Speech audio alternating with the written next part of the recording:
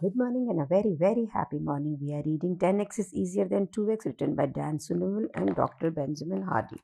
Chapter number 6, page number 199 और title है build a self managing company. एक ऐसी बिजनेस को रन करना जो अपने आप मैनेज्ड हो रहा है. सो आपको अपने आप को इवॉल्व कैसे करना है फ्रॉम अ माइक्रो मैनेजर जो छोटी छोटी चीज़ों को देखता है टू ट्रांसफॉर्मेशनल लीडर कि जो लोगों का रूपांतर करता है, उनकी लाइफ को बदलता है. टिम फेरिस कहते हैं कि जैसे ही मैंने अपने आप को अपने बिजनेस में से बॉटल नेक की तरह से हटा दिया, मेरे प्रॉफिट 40% इंक्रीज हो गए. वो आपसे एक प्रश्न पूछ रहे हैं कि अगर आपके पास ये बहाना नहीं हो कि मेरे पास तो बहुत सारा काम है, तो आप क्या करोगे? मतलब अगर आप ये आपको काम नहीं करना पड़े तो क्या करोगे? ये बहुत बड़ा क्वेश्चन है. वो कहने का मतलब क्या है कि हम जिंदगी के अंदर सिर्फ काम करते रहते हैं, काम करते हैं. मैं बिज़ी हूँ, ये करते रहते हैं. और अगर ये काम हटा दिया जाए तो हमारे पास ज़िंदगी में शायद कुछ करने को नहीं होगा. इस बात से हमें डर लगता है. यहाँ पे एक रियल लाइफ एग्जाम्पल दे रहा है 2017 का. It's quite a latest example. Suzanne क्यूचेक कि 5 महीने का एक सबैटिकल यानी काम नहीं कर रही थी. उसे एक अनएक्सपेक्टेड कॉल आया. एक व्यक्ति, हेड हंटर मीन्स कोई व्यक्ति जो किसी को खोज रहा हो, उसने, क्योंकि एक पर्टिकुलर कोई काम था, गिग था जो कि उसने सबसे मतलब एकदम यूनिक था और उसे ये नहीं पता लग रहा था कि मैं इसको किससे कराऊं. तो सुजैन के एक दोस्त के को जब मालूम पड़ा तो उसने सुजैन का नाम सजेस्ट किया. नाउ द प्रॉब्लम वॉज कि सुजैन काम नहीं देख रही थी, वो सबैटिकल में थी. उसने 30 साल तक बराबर रेगुलरली काम किया था बिजनेस में. पीएचडी लेने के बाद में जब वो 20 साल की थी, बच्चों को उसने पाला. 25 साल उसने स्ट्रक्चर क्रिएट किया, स्केल किया बहुत सारी मल्टीपल लार्ज ऑर्गेनाइजेशंस को. ग्लोबल ऑर्गेनाइजेशन में लास्ट 17 साल से वो सीनियर एग्जीक्यूटिव थी. यहाँ पे उनका काम था कि कंटिन्यूसली वो ऑर्गेनाइजेशन को डेवलप करें, इम्प्रूव करें, इंश्योर करें कि जितने भी उनके प्रायोरिटी हाई प्रायोरिटी प्रोजेक्ट्स होते थे वो बिल्कुल प्रॉपर से कंप्लीट हो. वो काम नहीं करना चाहती थी, लेकिन जब हेड हंटर ने उन्हें एक्सप्लेन किया कि जो ये पर्टिकुलर जॉब वो ऑफ़र कर रहा है उसके अंदर क्या है, तो वो बड़ी इंटरेस्टिंग भी थी, उनको लग रही थी, उनको बड़ा एक्साइटिंग भी लग रहा था. ये लग रहा था कि चलो मैं काम करती हूँ और मैं मेरे सबैटिकल को प्रीमेच्योरली ख़त्म कर दूँ. काम क्या था? एक लाइफ इंश्योरेंस ब्रोकरेज कंपनी थी, टारगेटेड स्ट्रैटेजी लिमिटेड. ये बहुत ही इनोवेटिव और ब्रिलियंट आइडिया पे बेस्ड थी और इस समय मिलियंस पर ईयर बना रही थी, लेकिन सस्टेनेबल नहीं थी. जो सीईओ और फाउंडर थे गार्नेट मॉरिस, सब तरह की बुद्धि लगा चुके थे और उनको ये पता था कि 10x जाने के लिए उन्हें कोई ऐसा व्यक्ति चाहिए अपने अलावा जो इस कंपनी को रन करके बिल्ड कर सके. इंटरव्यू में जाने से पहले सुजैन ने बहुत सारे उसके टेस्ट हुए सिलेक्ट करने के लिए. मीन्स बहुत ही कड़े रूप से उसको इंटरव्यू किया गया बिफोर उसको सीईओ बनाया जाए. जब इंटरव्यू हुआ तो सुजैन बिल्कुल बोल्ड थी, डायरेक्ट थी, स्ट्रेट उसने बात की और गार्नेट को बोला कि जो तुम करना चाहते हो वो मैं कर सकती हूँ. मैंने इसे पहले बहुत बार किया है, तो तुम्हें क्या डर लग रहा है कि तुम मुझे हायर नहीं कर रहे हो. गार्नेट ने अपने कुछ कंसर्न्स बनाए सुजैन को.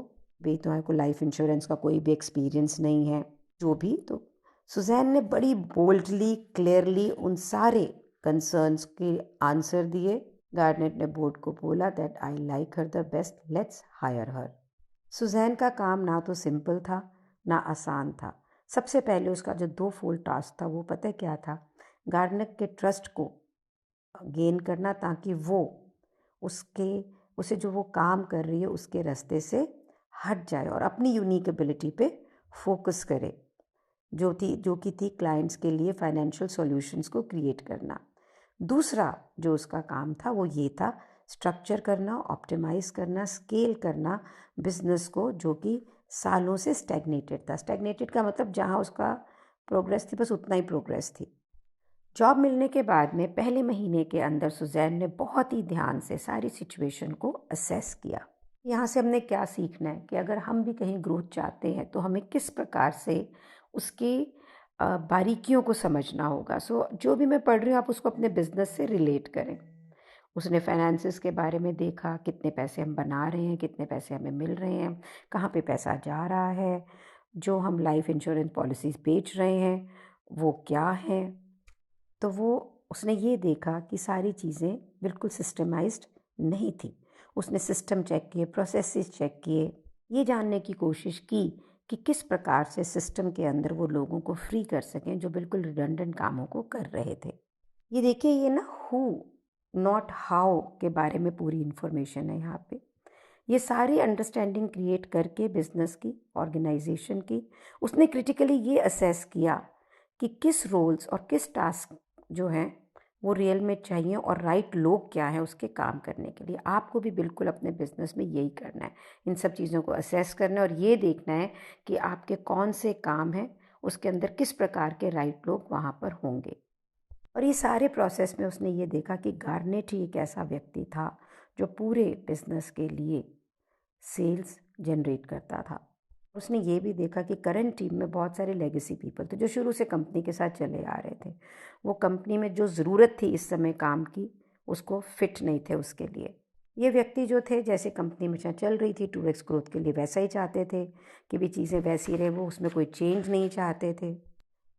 तो सुजैन को इसीलिए हायर किया गया था कि वो कंपनी के अंदर 10x ग्रोथ लाए, उसका स्टैंडर्ड को रेस करे, स्ट्रक्चर करे, बिजनेस को और टीम को 10x ग्रोथ में लेके आए।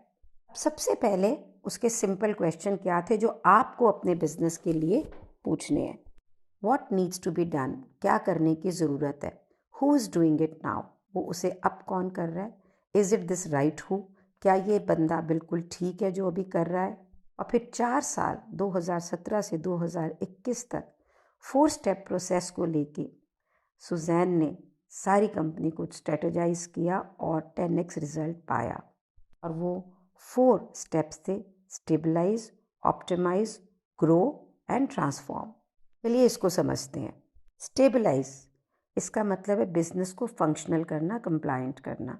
इसके लिए सुजैन को ज़रूरी था कि वो स्क्रूटनी करे कि बिजनेस की एक्चुअली पैसा कहाँ से आता है, कौन सी पॉलिसीज़ वो बेचते हैं, सेल्स, मनी, टीम, और वहाँ पर कौन से होल्स हैं जहाँ से पैसा निकल जाता है या जहाँ पे गैप्स हैं। आपको भी अपनी कंपनी में यही देखना है। ऑप्टिमाइजिंग का मतलब है की प्रोसेसेस को स्टैंडर्डाइज करना और रेवेन्यू को डाइवर्सिफाई करना, ताकि गार्नेट जो सीईओ हैं उस कंपनी के, वो ही सिर्फ ना रहें ओनर जो हैं सेलिंग के अंदर। सुजैन जब इंश्योरेंस कंपनीज और बैंक्स के पास में गई जो कि टारगेटेड स्ट्रैटेजीज़ के साथ में काम करती थी, तो उसने ये देखा कि वो लोग कोई भी उसकी कंपनी के साथ काम नहीं करना चाहता था, क्योंकि यहाँ पे कोई भी प्रोसेस और सिस्टम प्लेस में नहीं था। थर्ड जो है ग्रो। सो ग्रोइंग का मतलब बिल्डिंग रिलेशनशिप्स, कनेक्शंस दूसरी पार्टीज़ के साथ में जो कि टारगेट स्ट्रैटेजीज़ की पॉलिसीज़ को बेचेंगे। और ये सारा बेस्ड होगा गार्नेट की इनोवेटिव स्ट्रक्चरी और पर्सपेक्टिव के ऊपर। गार्नेट की कोर कॉम्पिटेंसी क्या थी, जो ओनर थे, ब्रिलियंस, कि वो एक रेडिकली इनोवेटिव सोल्यूशन क्रिएट करते थे लाइफ इंश्योरेंस के लिए, और जितने भी अनडिज़ायर्ड एस्पेक्ट होते थे उसको रिमूव करके सिंप्लीफाइंग लाइफ इंश्योरेंस बना के, जो कि वैल्यूएबल होती थी और किसी के लिए भी ग्रोइंग एसेट होती थी, और आप उसे यूज़ कर सकते थे जब आप अलाइव हो, ये नहीं कि जब आप मरेंगे। मोस्टली लाइफ इंश्योरेंस कैसी होती है, आपको मरने के बाद पैसा मिलता है, लेकिन गार्नेट जो लाइफ इंश्योरेंस पॉलिसीज़ क्रिएट करते थे उसमें आपको जीते जी भी प्रॉफिट होता था। कॉन्स्टेंटली वो बहुत ही अच्छी इंटेलेक्चुअल प्रॉपर्टीज़ यानी आईपीज़ क्रिएट करते थे, जो सुजैन हेल्प कर रही थी फादर उसको फिल्टर करने में और फिर एग्जीक्यूट करने में।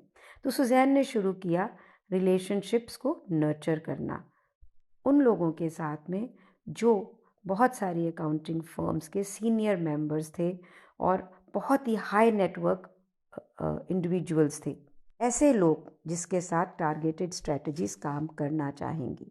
उसने ये रिलेशनशिप बिल्ड किए और इन लोगों को अपनी टीम में लेकर आए और ये उनके प्राइमरी सेल्स पीपल बने, क्योंकि ये लोग ऑलरेडी बिजनेस को समझते थे, अपना खुद का इनका नेटवर्क था, ये वो लैंग्वेज बोलते थे जो जिसको बेच रहे थे वो समझता था।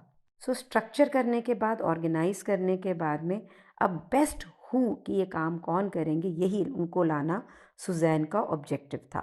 जैसे जैसे वो ज़्यादा वो लोगों को अंदर करती रही जो बहुत कॉम्पिटेंट थे उस काम के लिए, तो उसने देखा कि और एवेन्यू और रेफरल्स उसको मिलने शुरू हो गए, लाइफ इंश्योरेंस पॉलिसीज़ को सेल करने के लिए, और इनोवेटिव वे से गार्नेट उन्हें स्ट्रक्चर करता रहा।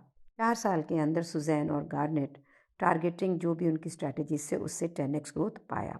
अब जब वो 10x हो चुके थे तो सुजैन 4th स्टेज पे पहुंची, दैट इज़ ट्रांसफॉर्मेशन। मीन्स एक 10x ग्रोथ के बाद में दोबारा 10x ग्रोथ को लेके आना। अब फिर से कुछ चीज़ों को चेंज करने की ज़रूरत थी।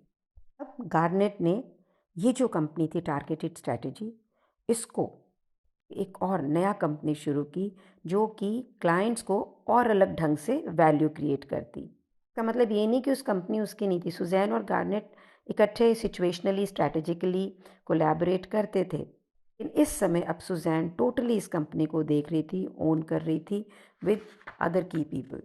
सुजैन ने बेन को बताया कि अगर वो दोबारा से 10x ग्रोथ चाहती थी तो जिन लोगों के साथ वो अभी काम कर रही थी वो उनके साथ नहीं हो सकता था। कैपिटलाइज करना पड़ेगा अपनी अमेजिंग इंश्योरेंस सर्विस प्लेटफॉर्म्स को। यहाँ पे गार्नेट ने सुजैन के साथ मिलकर एक सेल्फ मैनेजिंग कंपनी शुरू की जो कि सुजैन ही लीड कर रही थी, और इसके लिए ज़रूरी था कि गार्नेट अपने आप को हर चीज़ों से डे टू डे एक्टिविटी से बिल्कुल फ्री करे। सुजैन ने उसको बिल्कुल फ्री किया क्योंकि उसके पास ऑलरेडी स्किल था स्टेबलाइज, ऑप्टिमाइज और ग्रो करने का। गार्नेट बिल्कुल फ्री थे अपनी यूनिक एबिलिटी यानी क्षमता के ऊपर काम करने का, passion of learning, growing, innovating. ये याद रखें, जितनी बार आप 10x ग्रो करते हैं ना, आपका पर्पस, आपकी सेंस ऑफ कॉलिंग, आपकी मिशन, ये भी एक्सपैंड करता है, और वो भी एक्सपैंड करता है एक्सपोनेंशियली। जितनी बार आप 10x ग्रोथ करते हैं उतनी बार आप 10x बेटर होते हैं और मोर इनोवेटिव हो जाते हैं। अगर आप ऐसा करना चाहते हैं तो आपको बिजनेस तो सेल्फ मैनेजिंग बनाना ही पड़ेगा। सेल्फ मैनेजिंग कंपनी होती कैसी है?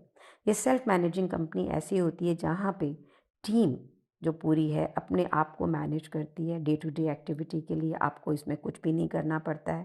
एक ऐसी टीम जो आपके लिए काम करती है बिना आप पे डिपेंडेंट हुए। इसका मतलब ये नहीं कि आप विजनरी नहीं हो, आप लीडर नहीं हो। इसका मतलब ये है कि आप उस एरिया में काम कर रहे हो जहाँ पे आप इनोवेट कर रहे हो, अपने आप को ट्रांसफॉर्म कर रहे हो, अपने आप को एक्सप्लोर कर रहे हो, एक्सप्लॉइट कर रहे हो नई और एक्साइटिंग अपॉर्चुनिटीज़ के लिए। अब आप अपनी कंपनी में बॉटलनेक नहीं है। बॉटलनेक का मतलब आप कंपनी को, टीम को मैनेज कर रहे हैं, सिस्टम को मैनेज कर रहे हैं, स्ट्रक्चर को मैनेज कर रहे हैं। इससे बेटर है कि आप वहाँ पे जो बेस्ट लोग हैं वो ले आए हो काम करने के लिए, जो आपकी ये सारी चीज़ों को मैनेज कर रहे हो, और आप एक विजन क्रिएट करते हैं जिसे टीम एग्जीक्यूट करती है। जैसे जैसे आप अपने आप को कंटिन्यूसली इवॉल्व करते जाते हैं, ट्रांसफॉर्म करते जाते हैं, आपकी सोच, आपका माइंडसेट, आपकी खुद की पहचान, आइडेंटिटी, ये हमेशा अपग्रेड हो रही होती है। और ये आपकी अपग्रेडेशन आपकी लीडरशिप टीम को अपग्रेड करती है, और वो उनकी अपग्रेडेशन आपकी टीम नीचे जो होती है उसको अपग्रेड करती है। तो अब आगे जो हम समझने वाले हैं वो ये समझने वाले हैं कि एक सेल्फ मैनेजिंग टीम के लिए, कंपनी के लिए क्या फंडामेंटल्स हैं।